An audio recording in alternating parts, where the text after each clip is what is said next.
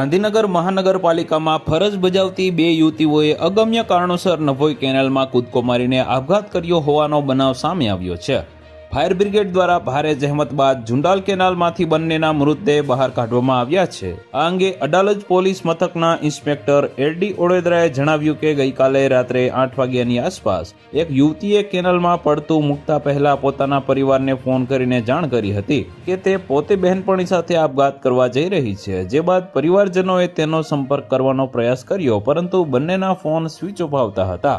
આથી પરિવારજનો દ્વારા પોલીસને જાણ કરવામાં આવી હતી। આ બાબતની જાણ થતાં અડાલજ પોલીસ અને ગાંધીનગર ફાયર બ્રિગેડનો કાફલો નભોઈ કેનાલ નજીક પહોંચ્યો હતો। જોકે કેનાલમાં પાણીનો પ્રવાહ વધારે હોવાથી બંને યુવતીઓ તણાઈ ગઈ હોવાની આશંકાએ શોધખોળ હાથ ધરતા આખરે ઝુંડાલ કેનાલમાંથી બંનેના મૃતદેહ મળી આવ્યા હતા। તો વધુ માહિતી મેળવવા માટે ચેનલ સાથે જોડાયેલા રહો। વિડીયો પસંદ આવે તો લાઈક કરી દેજો, ચેનલમાં નવા છો તો સબસ્ક્રાઇબ કરી દેજો।